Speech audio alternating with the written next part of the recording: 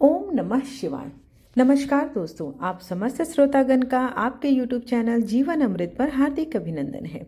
भगवान भोलेनाथ और माता पार्वती की कृपा आप सभी श्रोतागणों पर बनी रहे।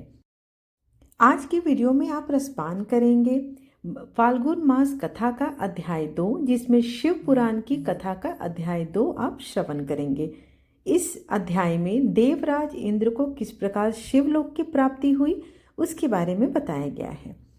आप सभी से अनुरोध है कि कथा का श्रवण संपूर्ण करें और कमेंट में दिल से हर हर महादेव लिखना बिल्कुल ना भूलें। इसके पहले की कथा अगर आप नहीं सुन पाए हैं तो आप मेरे चैनल पर जाकर इसे सुन सकते हैं। सौनक जी बोले, हे महाभाग सूत जी, आप धन्य हैं, परमार्थ तत्व के ज्ञाता हैं। आपने कृपा करके हम लोगों को यह बड़ी अद्भुत एवं दिव्य कथा सुनाई है। हमने यह पाप नाशनी, मन को पवित्र करने वाली और भगवान शिव को प्रसन्न करने वाली अद्भुत कथा सुनी। भूतल पर इस कथा के समान कल्याण का सर्वश्रेष्ठ साधन दूसरा कोई नहीं है। यह बात हमने आज आपकी कृपा से निश्चय पूर्वक समझ ली है। हे सूत जी, कलयुग में इस कथा के वाचन द्वारा कौन कौन से पापी शुद्ध होंगे, उन्हें कृपा करके बताइए और इस जगत को कृतार्थ कीजिए। इस पर सूत जी बोले, हे मुनि, जो भी मानव पापी, दुराचारी, क्रोध तथा काम क्रोध इत्यादि में सदा डूबे रहने वाले हैं, वे भी इस पुराण से अवश्य ही शुद्ध हो जाते हैं। यह कथा वास्तव में उत्तम, अति उत्तम ज्ञान यज्ञ है, जो सदा सांसारिक भोग और मोक्ष को देने वाला है, सभी पापों को नष्ट करने वाला है और भगवान शिव को प्रसन्न करने वाला है, जो अत्यंत लालची, सत्यविहीन, अपने माता पिता से द्वेष करने वाले, पाखंडी तथा हिंसक वृत्ति के हैं, वे भी इस ज्ञान यज्ञ से शुद्ध हो जाते हैं। अपने वर्णाश्रम धर्म का पालन न करने वाले और ईर्ष्याग्रस्त लोग भी कली काल में इस ज्ञान यज्ञ के द्वारा पवित्र हो जाते हैं। जो लोग छल कपट करने वाले, क्रूर स्वभाव वाले और अत्यंत निर्दयी हैं, कलयुग में वे भी इस ज्ञान यज्ञ से शुद्ध हो जाते हैं।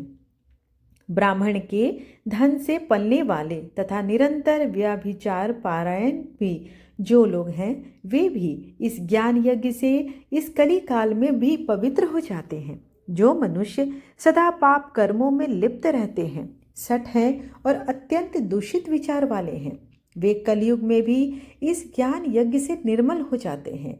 दुर्बुद्धि, उद्विग्न चित्त वाले और देवताओं के द्रव्य का उपयोग करने वाले पापी जन भी कली काल में भी इस ज्ञान यज्ञ से पवित्र हो जाते हैं। इस पुराण के श्रवण का पुण्य बड़े बड़े पापों को नष्ट कर देता है, सांसारिक भोग तथा मोक्ष प्रदान करता है और भगवान शंकर को प्रसन्न करता है। इस संबंध में मुनिगण इन प्राचीन इतिहास का उदाहरण दिया करते हैं, जिसके श्रवण मात्र से पापों का पूर्णतया नाश हो जाता है। पहले की बात है कि किरात नगर में एक ब्राह्मण रहता था, जो अज्ञानी, दरिद्र, रस बेचने वाला तथा वैदिक धर्म से विमुख था। वह स्नान, संध्या आदि कर्मों से भ्रष्ट हो गया था और वैश्यावृत्ति में तत्पर रहता था। उसका नाम था देवराज। वह अपने ऊपर विश्वास करने वाले लोगों को ठगा करता था। उसने ब्राह्मणों, क्षत्रियों, वैश्यों, शूद्रों तथा दूसरों को भी अनेक बहानों से मारकर उनका धन हड़प लिया। बाद में उसने अधर्म से बहुत सारा धन अर्जित कर लिया, परंतु उस पापी का थोड़ा सा भी धन कभी धर्म के काम में नहीं लगा। एक दिन वह ब्राह्मण एक तालाब पर नहाने गया। वहां सुभावती नाम की एक वेश्या को देखकर वह अत्यंत मोहित हो गया। वह सुंदरी भी उस धनी ब्राह्मण को अपने वशीभूत हुआ जानकर प्रसन्न हो गई। आपस में वार्तालाप से उनमें प्रीति उत्पन्न हो गई। उस ब्राह्मण ने उस वैश्या को पत्नी बनाना तथा उस वैश्या ने उसे पति बनाना स्वीकार कर लिया।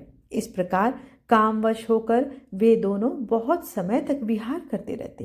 बैठने, सोने, खाने पीने तथा क्रीड़ा में वे दोनों निरंतर पति पत्नी की तरह व्यवहार करने लगे।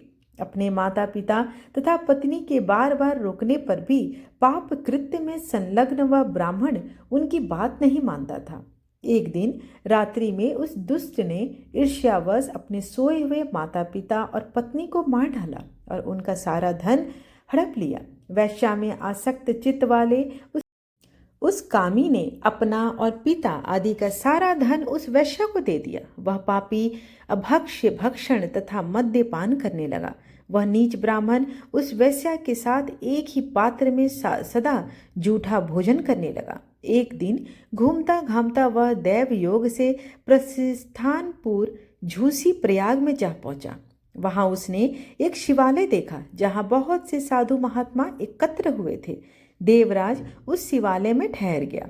वहां उस ब्राह्मण को ज्वर आ गया। उस ज्वर उस पीड़ा से बहुत ही तेज हो गई। वहां एक ब्राह्मण देवता शिव पुराण की कथा सुना रहे थे। ज्वर में पड़ा हुआ देवराज ब्राह्मण के मुखारविंद से निकली हुई उस शिव कथा को निरंतर सुनता रहा। इस प्रकार शिव महापुराण का दूसरा अध्याय यहीं पर समाप्त हुआ। आशा करती हूँ आज की कथा आपको अच्छी लगी हो। वीडियो अच्छी लगे तो चैनल को लाइक शेयर एंड सब्सक्राइब करना बिल्कुल ना भूलें। धन्यवाद।